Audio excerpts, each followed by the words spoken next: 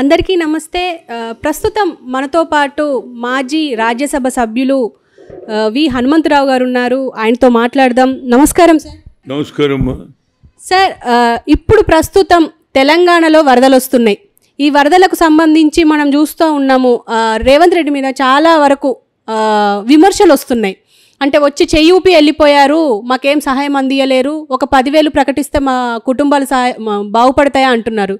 దీనికి మీరేమంటారు? చూడండి, ఇది దేవుడు సృష్టించినటువంటి కలామిటీ, రైట్? అనుకోకుండా పాలేరు దగ్గర నష్టం జరగడం, ఖమ్మం సిటీలో జరగడం, మహబూబాబాద్లో, వరంగల్లో, హైదరాబాద్ సిటీలో కూడా చాలా వర్షాలు వచ్చినాయి, కానీ ప్రాణ నష్టం తగ్గింది. ప్రాణ నష్టం కొన్ని ప్లేసులలో అయ్యింది. 28-25 మందో ఏదో చనిపోయారు. నా ఉద్దేశంలో ఇలాంటి సమయంలో క్రిటిసైజ్ కంటే ఏం చేయాలనో సూచనలు ఇవ్వాలి. నేను అనేది ఏంది, అపోజిషన్ డ్యూటీ ఇది చేయండి, మేము పోయొచ్చినాం, వాళ్ళు బాధపడుతుంది. నిన్న పోయినా ఏది ఖమ్మం టౌన్లో ఇది బడుగు బలైన వర్గాలు ఉన్నటువంటి బీసీలు, ఎస్సీలు, మైనార్టీ ఉన్న దగ్గర కొన్ని కుట్టు మిషన్లు కూడా పోయినాయి. వాళ్ళు కుట్టు మిషన్ల మీదనే ఆధారపడి ఉంటారు. అదేవిధంగా సామాను పోయింది, వంట సామాన్ అంతా వెళ్ళిపోయింది, బిస్తర్ వెళ్ళిపోయింది, ఏమి లేదు. నేను నిన్న పోయినప్పుడు అన్నం వడ్డియడానికి పోతే ఎంతమంది వచ్చిందో ఉంటారు, అంతమందిలో ఉంటారు. అంటే వాళ్ళకు నిన్న కొద్దిగా వెలుగు వచ్చింది. వర్షాలు కంటిన్యూస్ ఉండే కాబట్టి ఏం తిన్నారో ప్రస్తులను నేను చెప్పలేను. కానీ నిన్న ఎంత ఎగబడి ఒకరు ఇంటికెళ్ళి అది ఏది సామాన్లన్నీ నింపుకొని పోతుంది, సాయంత్రం కూడా తినొచ్చు అని, అలాంటి పరిస్థితి. అదేవిధంగా ఏదైతే మిషన్లు పోయినాయో, కుట్టు మిషన్లు, వాళ్ళకు మిషన్లు ఇప్పారు. కొందరు కుట్ట సామాన్ అంతా పోయింది, అవి కూడా ఇప్పిస్తే బాగుంటుంది అనేది నా ఉద్దేశం. ఎందుకంటే వండుకోవాలి. ఇక బిస్తర్లు అయితే వాళ్ళు ఏదో కింద మీద పడతారు, పడుకోవడానికి కూడా అవకాశం లేదు. అలాంటి బాధలు ఉన్నప్పుడు నేనేమంటున్నంటే, అపోజిషన్ వాళ్ళు కేవలం క్రిటిసైజ్ కంటే ఎక్కువ సలహాలు ఇవ్వండి. ఇది చేస్తే బాగుంటుంది, ఇది చేస్తే వాళ్ళకు నష్టం వచ్చిన దాని మీద సరిపోయే సాయం అందిందని చెప్పాలి. అందులో ముఖ్యంగా ఒక హరీష్ రావు ఏదో తిరుగుతున్నాడు, కేసీఆర్ అయితే కనిపిస్తున్నాడు. మొన్న కేసీఆర్ గారు పంట పొలాలు దెబ్బతిన్నప్పుడు బస్సు వేసుకొని తిరిగిండా లేదా?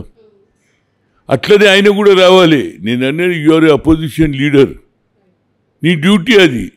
ఆనాడు బస్సు వేసుకొని రాష్ట్రంలో తిరిగినావా లేదా? పంట పొలాలన్నీ దెబ్బతిన్నాయి, సాయం.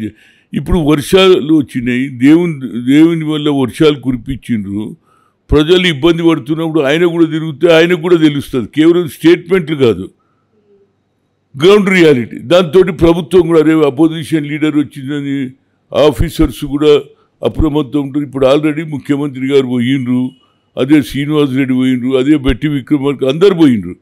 ముఖ్యమంత్రి పోకపోతే ఏమవుతుంది? అరే ఆయన ఫామ్ హౌస్కైనా అప్పుడంటే నువ్వు ముఖ్యమంత్రి ఉంటూ ఇవాళ ఆపదలో ఉన్నప్పుడు అపోజిషన్ డ్యూటీ అని అర్థం చేసుకోవాలి. కేవలం స్టేట్మెంట్లు ఇచ్చి అది ఇప్పుడు నేను ఇవాళ చూసిన కొందరు అప్పులతో బాధపడి రైతు ఏది మన 2 లక్షల రుణమాఫీ కాలేదని ఇద్దరు ఏదో చనిపోయినారు. కనుక అటువంటి జరుగుతూనే ఉంటాయి.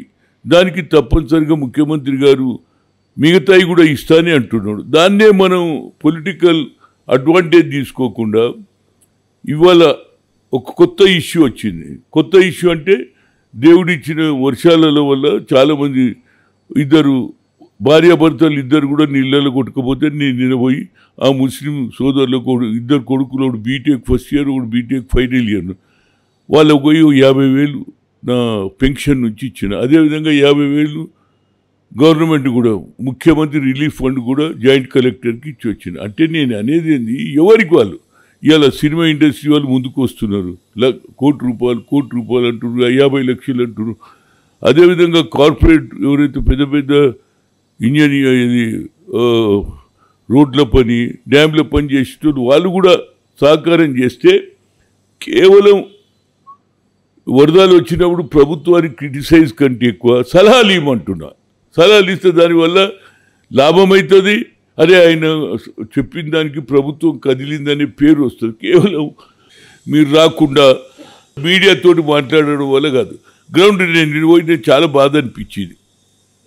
నిన్ననే కొద్దిగా వెలుగులు వచ్చినాయి. అసలు పునర్దానిక ఇండ్లలో నీళ్ళే, ఇంతవరకు ఫస్ట్ ఫ్లోర్ దానికా కూడా నీళ్ళు వచ్చినాయి. కొందరు బంగ్లా మీదనే ఉన్నారు, తిండికి లేదు, ఎవడొచ్చి కూడా సాయం చేయలేడు కదా. నేను అనేది నీళ్ళల్లో ఎవడన్నా ప్రాణం తగ్గినాకనే సాయం అందుతుంది. ఇప్పుడు నేను నిన్న పోతే క్లీన్ చేస్తూ ఉన్నారు, ఏదంతా బురద అయిపోయింది. నేను కూడా ఒక 2 గంపలు మట్టి తీసేసిన, ఎందుకంటే వర్కర్స్ కూడా అరే హనుమంతరావు గారు చేసిరు, మేము ఇంకా చేయాలి అనే ఆలోచన వస్తుందని. అదేవిధంగా లోకల్ వాళ్ళు కూడా అరే ఇంత పెద్ద నాయకుడు వచ్చి మట్టి తీయడానికి గంపెత్తుకున్నాడు, మనం ఎందుకు చేయొద్దు అనేది ఆదర్శం కావాలనేది. నేను చేయడం అన్నీ నింపినాను కాదా, కానీ జనానికి ఒక ఉత్సాహం, అరే ఇంత పెద్ద నాయకుడే ఈయనొచ్చి గంపలు మట్టి ఎత్తుండే అనేది వేరే వాడు కూడా ఆలోచన చేస్తాడు. ఈ సమయంలో అందరం కలుద్దాం. అదేవిధంగా కేంద్ర ప్రభుత్వం కూడా నా రిక్వెస్ట్, రాజకీయాలకు అతీతంగా ఏ విధంగానైతే ఆంధ్రలో మీరు సాయం చేస్తున్నారు అదే ప్రాతిపదికగా ఇక్కడ కూడా చేయాలి. గవర్నమెంట్ జరిగిన నష్టం మీద నివేదిక ఇస్తారు. మీరు కూడా వచ్చి, నిన్న కేంద్ర మంత్రి కూడా వచ్చిండు కనుక ఇమీడియట్గా రిలీజ్. మనిషి కష్టకాలంలో ఉండి మంచిగా ఉన్నప్పుడు సాయం చేస్తే దాన్ని గుర్తించారు. ఇప్పుడు చేస్తే కేంద్ర ప్రభుత్వానికి మంచి పేరు వస్తుంది, రాష్ట్ర ప్రభుత్వం రేవంత్ రెడ్డికి కూడా మంచి పేరు వస్తుంది అనేది నా ఉద్దేశం. ఎందుకంటే అక్కడ ఉన్న మంత్రులు తిరుగుతూనే ఉన్నారు, చేస్తాను. నేను కూడా ఎప్పుడో పోదామనుకున్నా, కానీ వర్షాలలో పోయి ఏం చేస్తాం, ఆ కోపం మీద మేము పోతే మమ్మల్ని కూడా తిరుగుతారు. ఏమే ఇవాళ వచ్చిండ్రు అంటారు. కొద్దిగా ఎండ తగ్గినాక నిన్న ఇవ్వడేమనిలే, నేను కొంత బట్టలు వంచాను, అన్నం కూడా పెట్టాను, ఇవన్నీ కూడా చెయ్యాలి. చేస్తే ఏమైతే అరే హైదరాబాద్కి వెళ్ళి హనుమంతరావు వచ్చి చేసిన మనం ఎందుకు చేయాలని లోకల్ ఉన్న కార్యకర్తలు కానీ సోషల్ ఆర్గనైజేషన్ ముందుకు పోతుంది. కనుక అపోజిషన్ బీఆర్ఎస్ పార్టీ కూడా అదేదో హరీష్ తిరుగుతున్నాడు, కేసీఆర్ కూడా తిరగాలి. కేసీఆర్ బస్సు ఉన్నది, బస్సు మీద పోతే ఒకసారి పోయింది అనుకో, ఓనాడు ఖమ్మం, ఓనాడు ఏది వరంగల్, అదేవిధంగా వేరే ప్రాంతంలో ఏదైతే ఉన్నదో అన్ని ప్రాంతాలు తిరిగితే ప్రభుత్వం దృష్టికి వస్తుంది, వాళ్ళు కూడా ఇమీడియట్ యాక్షన్ అవుతారు. ఇప్పుడు అఫీషియల్స్ కూడా ఒకరోజు వేతనాలు ఇచ్చారు, అఫీషియల్స్ కూడా రాత్రింబోలు కష్టపడుతున్నారు, మంత్రులు కష్టపడుతున్నారు.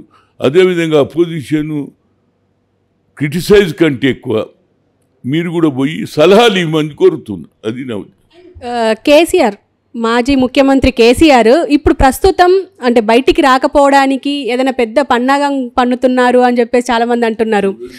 అండ్ అందుకే నిన్న యాగం కూడా చేశారు.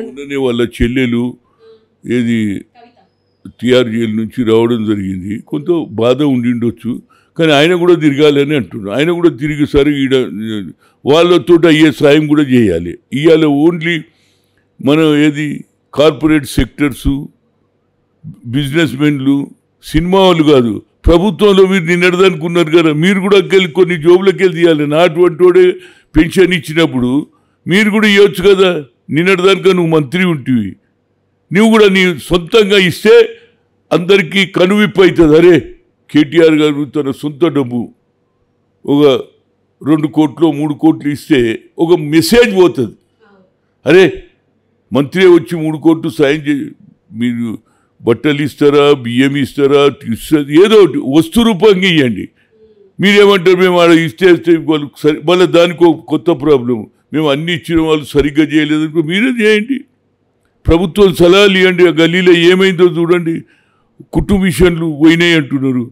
ఒక 2000 ఒక 300-400 కుటుంబిషన్ తీసుకుపోయి ఇవ్వండి, వాళ్ళందరూ కూడా సంతోషపడతారు కదా. కొందరు గిన్నెలు పోయినాయి, గిన్నెలు కూడా ఒక 2 లారీల గిన్నెలు తీసుకుపోయి పంచితే వాళ్ళు కూడా వండుకోవడానికి లేనే లేదు, కొట్టుకపోయినాయి, అన్నీ బట్టలు కొట్టుకపోయినాయి, బిస్తర్ కొట్టుకపోయింది. ఇక ఎట్లుంటారండి ఇలాంటి సమయంలో? రాజకీయాలకు అతీతంగా కేంద్ర ప్రభుత్వం కూడా దీన్ని నేషనల్ కలామిటీగా డిక్లేర్ చేయాలి. దానికి సరైన సాయం చేస్తే అందరూ మళ్ళీ కోలుకుంటారు. అదేవిధంగా ఏదైతే 2 లక్షల రూపాయలు రుణమాఫీ కూడా స్లోగా, ఎందుకంటే ఇది ఒక ఇష్యూ వచ్చింది, దీని తర్వాత అది కూడా రేవంత్ రెడ్డి కంప్లీట్ చేస్తాడు.